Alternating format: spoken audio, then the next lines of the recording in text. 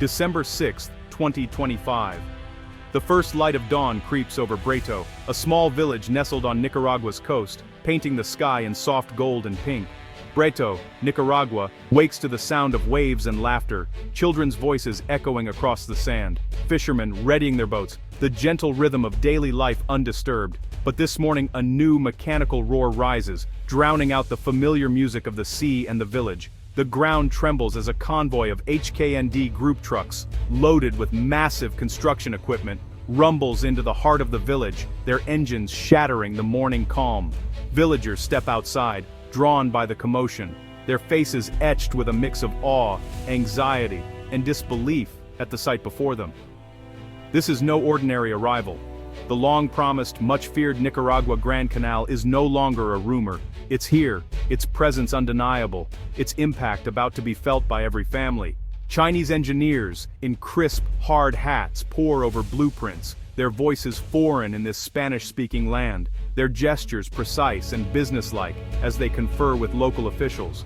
The villagers watch from a distance, silent and solemn as the first act of a new era unfolds before their eyes.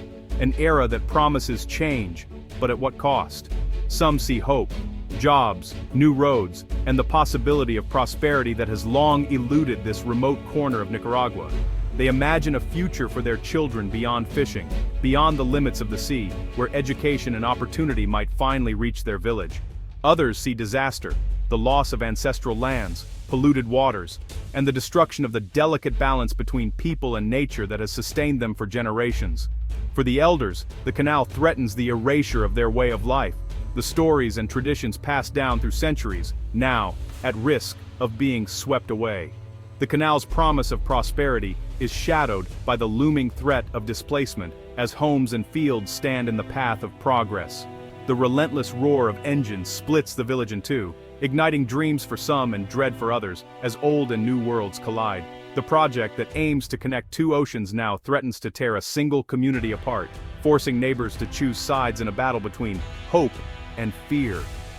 In Brito's uneasy silence, the central conflict of the canal is clear: progress for a nation, or ruin for its people. The answer is far from simple. The villagers' stares say it all. This is the beginning of a monumental struggle, a test of resilience and identity that will shape generations. The dragon has arrived, its shadow stretching across Brito, and nothing will ever be the same for this village or its people. The world is watching Breto, where hope and fear now walk side by side, and the fate of a village hangs in the balance as history unfolds. The Nicaragua Grand Canal, an audacious and ambitious plan to carve a 172-mile waterway across the heart of Central America, has captured the world's imagination. This project aims to outdo even the legendary Panama Canal, which has long been the region's gateway for global shipping. Designed to accommodate the world's largest ships, vessels too massive for the Panama Canal, it promises to reshape global trade routes, opening new possibilities and putting Nicaragua firmly on the map of international commerce. Backed by the Chinese HKND group and championed by President Ortega, the canal would cut a path from Breto on the Pacific coast, through the vast expanse of Lake Nicaragua, all the way to the Caribbean Sea, forever altering the country's landscape. The project's scope is staggering. It includes not only deep-water ports on both coasts, but also a sprawling free trade zone, a major international airport, and colossal canal locks, each a feat of modern engineering. It's a $50 billion gamble, one of the largest infrastructure investments in history, aimed at transforming an entire nation's future. Proponents see the canal as a vital new artery for world commerce, challenging Panama's near monopoly, attracting foreign investment, and promising to boost Nicaragua's economy for generations to come. The engineering challenges are staggering. Billions of cubic meters of earth must be moved, rivers rerouted, and coastlines reshaped, requiring unprecedented coordination and innovation. But the risks are just as immense. Environmental concerns loom large, with fears of deforestation, loss of biodiversity, and irreversible damage to fragile ecosystems. Social and economic risks are also significant, as local communities face displacement, cultural upheaval, and uncertainty about their future livelihoods. The canal stands as a potential modern marvel in the making, or a disaster waiting to happen, depending on its execution and impact.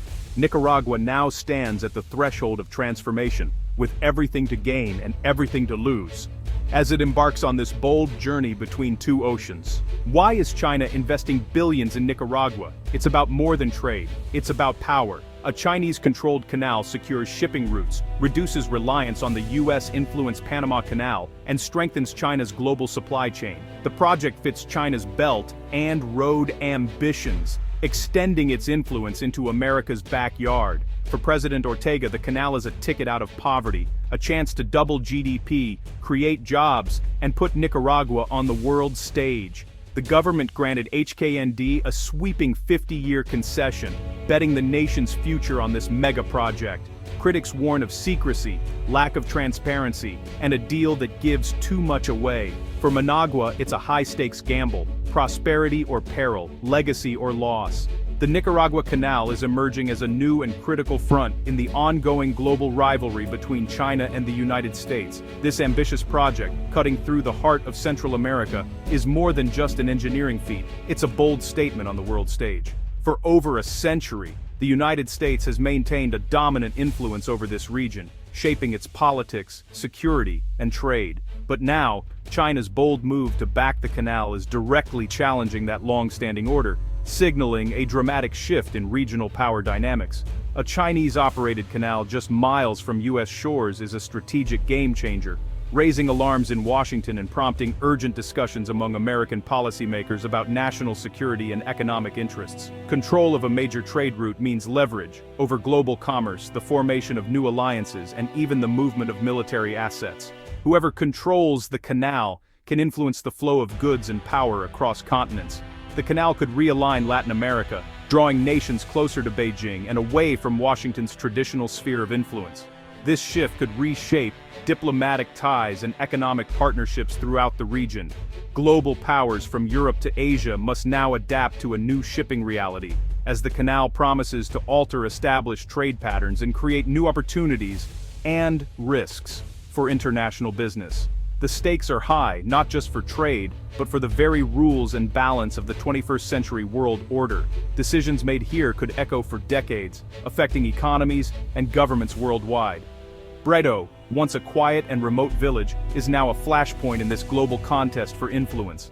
The lives of its residents are being transformed as the world's superpowers compete for control and prestige. The canal is more than a waterway.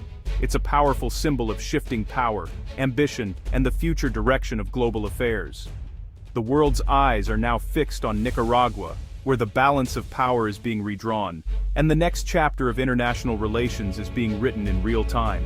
History shows that whoever controls the canals controls global commerce and power. The Suez and Panama Canals shaped empires and sparked revolutions. Britain and the US fought to control these choke points, knowing their strategic value. The Nicaragua Canal is China's bid to join this legacy, reducing dependence on US-influenced routes. A Chinese company could set tolls, prioritize ships, and gather intelligence, turning economic leverage into political power. Washington sees a threat. Beijing sees opportunity. The struggle isn't just about shipping, it's about who writes the rules of global trade. Will the US-led order hold, or will China build a new system? The canal's fate could define 21st century power dynamics. Once again, a canal becomes the stage for a global contest. Building the Nicaragua Canal means moving mountains, literally, 5 billion cubic meters of earth, 2 giant sets of locks, and a deep channel through Lake Nicaragua. The environmental risks are staggering. Contamination of Central America's largest freshwater lake, salinization, and destruction of habitats. Rainforests, wetlands, and indigenous lands would be cut, fragmenting ecosystems and endangering species. Over 100,000 people, farmers, indigenous communities, face displacement, forced to leave lands their families have held for generations. The price of progress could be ecological disaster and human upheaval. The canal's path is lined with both promise and peril. In Washington, the canal is seen as more than an economic project. It's a strategic threat. US officials publicly question its feasibility and transparency, but behind closed doors, alarm bells ring. The fear. A Chinese-controlled canal could serve military as well as commercial interests, giving Beijing a foothold in America's backyard. The U.S. response is subtle but forceful, strengthening regional alliances, scrutinizing funding and supporting opposition groups. Washington warns of debt trap diplomacy, where Chinese investment leads to unsustainable debt and foreign control. The canal is a test case in the global contest for influence. The U.S. walks a fine line, protecting its interests without appearing to stifle Nicaragua's development. The stakes are high, and the game is complex. The canal is a pawn in a much larger struggle. Nicaragua's future is now a matter of global strategy. Supporters of the canal promise a new era, jobs, infrastructure, and a booming economy. 50,000 construction jobs, new ports, and a logistics hub could double Nicaragua's GDP. Roads, electricity, and investment would modernize the nation, lifting it from poverty. But the cost is steep. Law 840 gives HKND the power to seize land, displacing farmers and indigenous communities. For many, land is identity and history, not just property. Compensation is uncertain, and the risk of impoverishment is real. The canal's promise of progress is shadowed by the threat of erasure. For some it's hope, for others, a nightmare. The nation is divided, prosperity for some, displacement for others. The true price of progress remains to be seen. The canal has split Nicaragua, hope on one side, fear on the other. In villages and cities the debate rages, salvation or ruin. Optimists see jobs, pride, and a chance to break the cycle of poverty. Skeptics see lost land, environmental disaster, and broken communities. Protests and uncertainty have stalled the project. Machinery sits idle, dreams on hold. The government insists the canal lives, but financing has dried up and anxiety lingers. The canal is now a crossroads, its legacy unwritten. Will it be a bridge to prosperity, or a monument to loss? Nicaragua stands suspended between dreams and nightmares. The world waits to see which path it will choose.